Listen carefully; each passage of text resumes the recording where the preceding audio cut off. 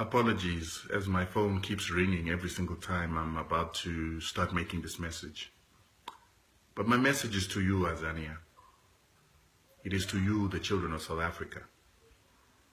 And it is from us, your big brothers, speaking to you because of experience. There is nothing new that South Africa is going through that we've never seen before. Our parents, once upon a time, very content to continue to serve the white man, to continue to be slaves of the white man, and to continue to earn money from debt for the sale of their resources.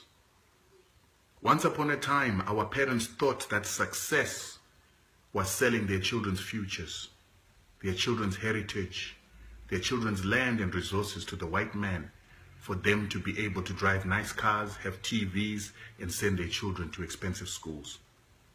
But today, Zimbabwe has had to pay the price for the comfort that our parents had.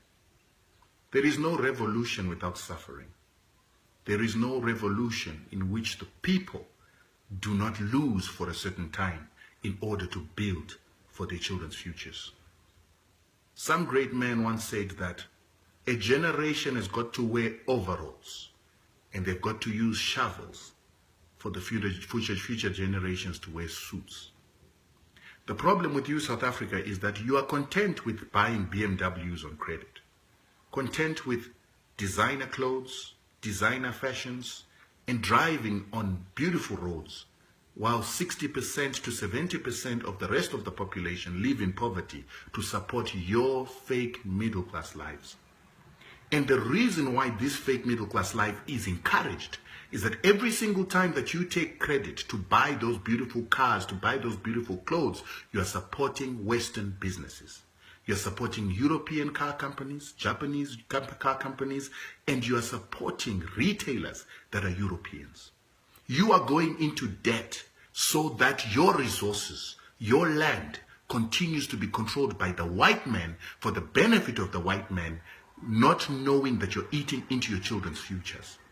When your resources go and you get in return a BMW on credit, for which you're going to pay a very high interest rate, when you give away your resources and your land so that you can get a loan to buy a house in a complex, to buy a house in an estate, who do you think is going to pay for all this consumption that you're going through now? When you spend money on champagnes, Scotch whiskey, and you spend money on the Durban Julys, whose products are you buying and whose future do you think that you're eating into? It's time that you guys become a little more smarter than this book knowledge that is based on ignorance. You are spending into your children's futures. Your resources are no longer what they used to be, but they're getting depleted. For 100 years, South Africa was the biggest producer of gold in the world, but today you're outproduced by China. For 100 years, this country was the biggest producer of diamonds, but today you're outproduced by Botswana and Russia. All this is a sign that your resources are becoming depleted. And as they become depleted, the white people begin to consolidate their capital and move it to other jurisdictions. They are beginning to look for new destinies to take the money that was made off your resources, off your ancestors' slave labor, and off your stupidity. And it's now being taken to other destinations. Our parents did the same. They sold our economy. They didn't build an economy. They got salaries, they bought cars, they took us to good schools, but they never made sure that they built capital. But even though our parents were as bad as your generation, during that time, they built black banks, they built black insurance. And you might not understand the importance of black banks and black insurance, but it is the insurance that collects monies and creates a surplus that can start locally owned banks.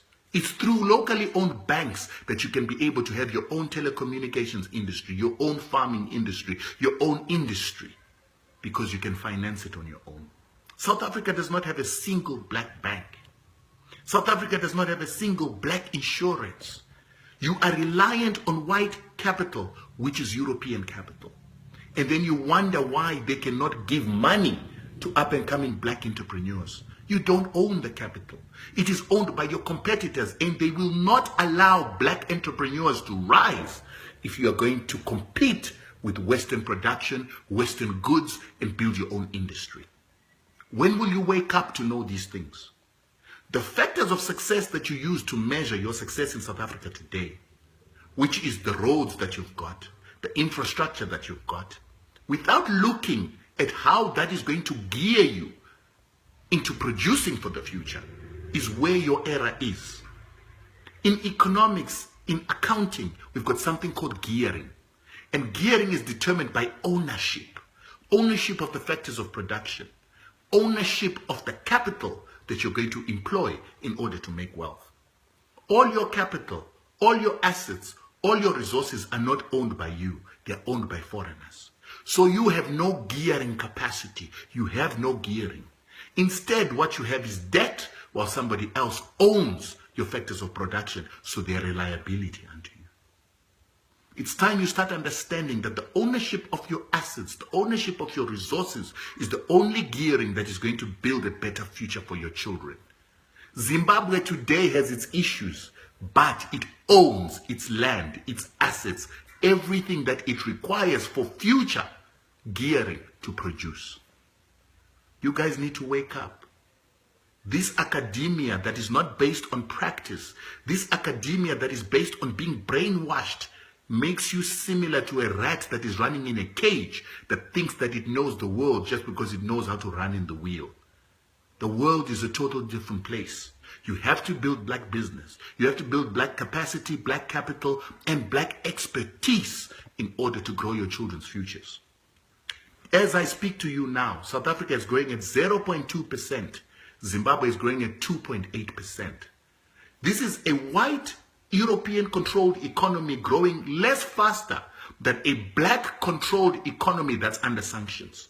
I don't know if you're smart enough to understand what that means, but that's an indictment on this economy that you show off about. You have shacks. People do not have clean water. People do not have sanitation. Black people are still suffering and living the lives that they lived during apartheid in the country with the richest resources in the world. 15 trillion plus worth of resources, but you cannot build housing for your people. Then you, the middle class, to drive BMWs, want to maintain the status quo without understanding that your resources are being depleted. You need to be smarter than that. And this indictment of Zimbabweans, without realizing that Zimbabweans own what is theirs. This indictment of Zimbabweans, without you learning from them as your bigger brothers who have been through this struggle way before you, is an indictment on your intelligence and your indictment on understanding the importance of Pan-Africanism. You are the weakest link in Pan-Africanism. It is time that you get on the bandwagon and understand that the ownership of resources is unequivocal. The ownership of our land is unequivocal. Spending on goods, on Western goods, while depleting our children's savings is not smart. Slavery to the white man while he depletes your resources and gives you the peanuts is not smart. You will get to a time where you will regret this. Fortunately for us, we had a government that was smart. In as much as our parents were as foolish as you, our government gave us education. They developed a black capital class. That black capital class sabotaged the country and left with white capital, but at least our government created a black industry. Black banks, black insurance, black hotel groups, and black farmers. They created an entire sector of black business people. Our telecommunications industry is owned by black people. This is something that is absent in this country. Even your food does not belong to you. It is owned by the Americans, by the Swiss and the Germans. You don't even own your own seeds.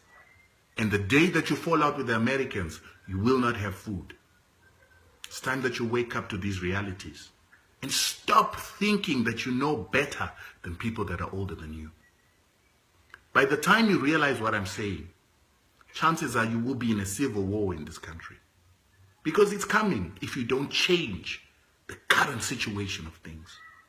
It is coming to a time where the poor will need to overthrow you, the middle class, and your white bosses if you don't change the circumstances and the situation of this country. The reason why you've got violence during your protests is because a man has to buy a tomato, a potato, onion. Every single thing that a person needs to survive in South Africa needs to be purchased. In Zimbabwe, the poor can grow their own food in their own backyards. They can grow their own food on vacant pieces of land and they will be able to eat. What Zimbabweans fight for is sneakers, cell phones, cars, and a better life. But at least they've got access to the basics. You don't have access to the basics. That is why Marikana happened. People can't even eat without 10 rand in their pocket. That is why situations like the service protests that happen in this country happen. Because people are hungry without money. It's also the reason why men and women have got to go onto the street and do crime in order to survive. Because the factors of production and survival were taken from them. It's time you wake up, guys. And I won't stop speaking because I'm an African. And I love you. And unless you stop being the weak link, Africa has got no future.